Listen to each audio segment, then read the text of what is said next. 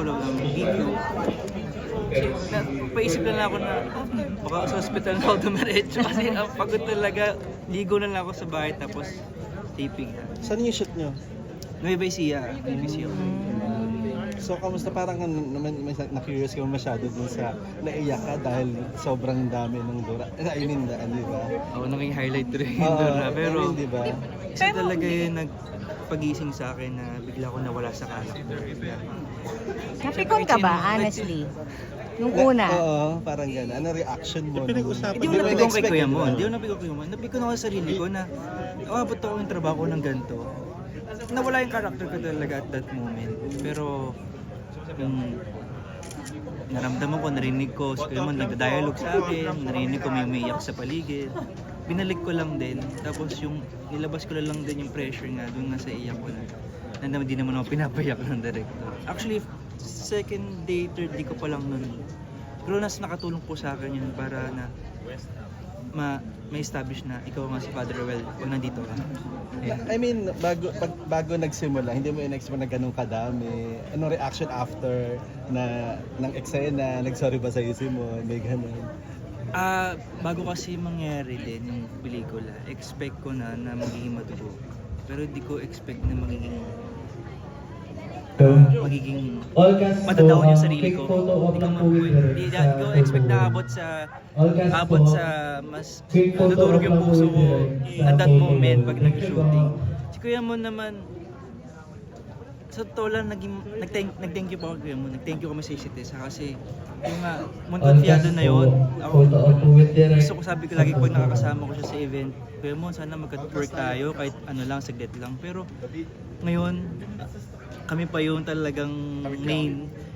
Asar sa feeling kaya sabi ko, Kuya Mon, gawin natin. Ganun pala siya kasi ang expect ko, si Kuya Mon, tahimik lang, di siya yung parang nakikipag-usap. Pero kabaliktaran, sobrang collaborative niya. Sa para-script, nakising kami, nagkukwento kami sa tent na, maganda na ito, gawin kaya natin ito. Pwede mong gawin ito, okay lang ba sa'yo? Sabi ko, sobrang collaborative namin, kaya binuhos namin. Doon sa eksena na yun, doon nag-start. Picture that. Makoy, anong reaction mo nung ikaw yung napili na maging role dito? Unexpected po na nalunod ako ulit sa magiging bida. Sabi ko nga po, ang tagal kong hindi naging bida sa isang project. Kaya nung nakakuha ko to, ibibigay ko lahat. Kasi baka di naman ulit eh. Baka yun na lang ulit eh. Pero may ganun, may nagkatiwalaan ako. Kaya thankful ako sa Great Sir Media Production kay Direk Cesar. So paano mo pinaghandaan itong napakabigat na role na to? Pinagandaan ko siya unang-una sa physical and then sa boses ko. Naging problema namin ni Direk Romel kasi yung boses ni David buo parang kontrabida si Father Romel siya self-spoken siya. Asma ko nang naging problema ko pala. Hindi ko na mabalik yung asma ko paano magsalita. Kaya yung pag nag-usap kami ni Direk Romel, tapos mag-excite na kami, sabi sa akin, ayan Koy, paano kami pag-usap? Yan lang. Ito, ang taas, di ba? Mataas. Yan lang. Pero pag excite na, biglang lumalaki, biglang bumubuo dahil kay sabi ko yun talaga struggle ko hanggang matapos yung film. Kaya sabi ko, narekulong mo talaga. Yun. Makay aside sa sa Dora na Alis ba? experience, aside dun sa yung mga tortured scene, kamusta? Yung totoong sampal daw, kumbaga. Kamusta? Ako, sa totoo lang po, as an actor, excited ako sa mga nasasaktan ako. Gusto ko nasaktan ako, hindi dahil gusto ko masaktan yung katawan ko, dahil gusto ko maramdaman kung ano yung ginagampanan. Every stunt na hanggat maaari, ako gagawa, sige, kasi gusto mo naman yung gagawin to. Ito, kasabihan ko sa sarili ko na yung mga sa mga sugat, gagaling naman yan. Pero pag nakuha na yan sa isang pelikula, ang buhay na yan. Ba't mo pa ibibigay lahat? Yun lang yan para sa akin. Pero totoong nasaktan ka. Nasugatan, mga ganun. Totoo lang, may mga pasa, may mga pictures ako na pasa. Ayoko lang magpakaawa sa social media, pero masakit talaga. Isa pa yung ihi. Ano yung kwento yung about ihi? Ihi mo na lang kaysa ihi ng ibang tao. Kasi eksena doon, iniiyan ako ng mga abusayaf. Actually, nakunan yun. Ay, hindi pa yun nakunan. Ang nakunan yung tapos na. Ay ko, hindi ko maramdaman, hindi ko ma-feel po direct na ano pa yung pakaramdam na naiiyak? Sabi ko, direct, what if kaya gamitin ko yung sarili kong iiyak? Sabi ko, nag-try lang ako, pumayag si Direk. Sabi ko, pumayag na ako. Suggestion mo yan. Inaano ko sa headset. Tapos pumayag si Direk Romero, nakakatawa ko. Tapos gumilid ako, nagkuha ako sa bote. Tapos nakakatawa din. Ang mingi lang pasensya sa mga other cast kasi hindi pala alam nila Kuya Alex. Tapos yung nilalagay na sa akin ganyan, sabi ni Kuya Alex, galing no, parang timpla ng art dep no. Amoy na, pag amoy na. Ay, hindi nila alam. Hindi nila alam. Tapos ako naka-in character na, di ko naman, sorry Kuya Alex, di yata nasabi. Anong ko kasi nasabi? Si Alex yung kumihisay sa scene.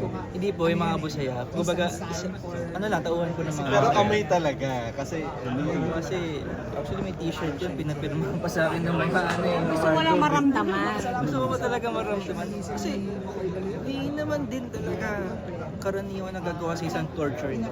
Baga, yun din pala gusto namin makuha ni Kuya Mon. Gusto ko, hindi pa nakikita sa ibang pelikula. Yun yung gusto namin. Eh, syempre, parehas kaming baliw o naman, aktor. Na doon nag-come up yung sa ang akin. pinakamasakit na eksena, yung torture na ginawa sa'yo na talagang nasaktan ka. May sampal din. Dalawa yun eh, si Kuya Mon tsaka si Kuya JC. Si Kuya Mon yung ganito, yung Oo, yung sampal. ganito. Tsaka si Kuya Mon, huwag kang mag-hesitate. Okay lang sa akin, gawin natin. Tapos yung sa ipin, gagawin yung ipin. Sabi sa akin, alaya mo ng katawan. Pero gagawin talaga yun. Sige Kuya Mon, hindi ko mama.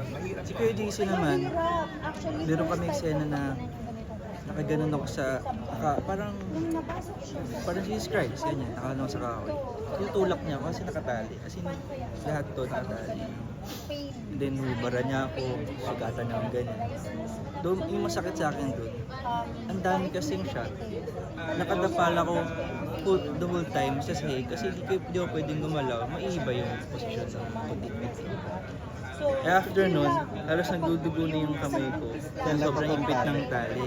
Kasi kahit nadayain, umihigpit. Eh, nabaran ako doon. Yun yung mahirap din.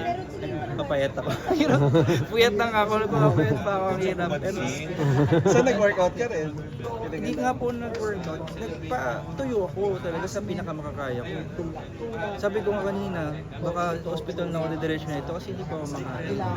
Pero awa ng Diyos talaga. Nagkapano ko naman na maayos. Nakita naman sa film na. Kasi ilang buwan kang mabdak, hindi ka pwede maging chubby nun eh. Kailangan tuyo ka nun, alam nga naman chubby ka dun. O kaya may laman. Yun lang, yun din yung mahirap. Mga indotong bagay. Kay Kuya Mon, kay JC, tsaka yung Ano mas madali sa'yo? Maging masama na David o maging mabuti na Father Ruel? Na tinotorture. Oo nga, no? Saan ka mas nadadalian? Mas nadalian ako ngayon sa pagiging masama. Kasi almost 2 years akong naging kontrabida until now. Kaya mahirap sa akin magpakabait naman. Kasi sa isang pagpagseryoso ng camera, at yung matatak na talaga daw sa akin. Masama. Pag inignan pala ako, mukhang masama. Umabot nga sa point na pati yung kilay ko tumutusok siya kasi ginagano ko talaga siya eh, para hindi siya mukhang kontrabida. Lahat yung ginawa ko para mukhang mabait. And then the same time, yung my boses. Mahirap po maging pakabait. Mabait naman natin totoo sa buhay. Sa totoong buhay, sa kanino ka mas nakaka-relate? Siguro naman dun sa mabuti, no? Sa mabait na... Oo naman, grabe naman yan. Siyempre, sa mabuti. Sabi ko nga din na lagi ko na-realize nung bata ako. Sobrang sobrang religious ko sa nag-aaral ako sa Tondo, linggo-linggo ako, nakikita ko yung pare. Dati, nangarap din ako maging pare. Yun lang din, binalik ko lang din yung time na yun na, yung faith na yun. Pinatibay ko lang, the same time ginamit ko sa gusto kong ginagawa, which is si act. Yun lang, ang sarap lang sa feeling ng gano'n. Basta lang, kamusta ka naman being a father? Alam ko, yan na. Galing. Diba? Magaling sa project, tapos... Because of your busy schedule, kumbaga, di ba? Kasi iba din naman po. Basta sa inyo naman po, lagi ko naman din sinasabi sa inyo na mas okay ako ngayon kasi mas nasa sarili ko po ano meron ako ngayon. So invite na lang, ano, invite last Definition trailer, iiyak yun. Sige, ako talaga, alam naman ng ano. invite na lang dito. Hello po, Mindayning po. Sana mapanood nyo itong March 5 po sa mga cinema. Hatid po ito ng director na si Direk Cesar Soriano, director kay Luis, and hatid po ng Great Star Production and tulong din ng Vigo. Thank you.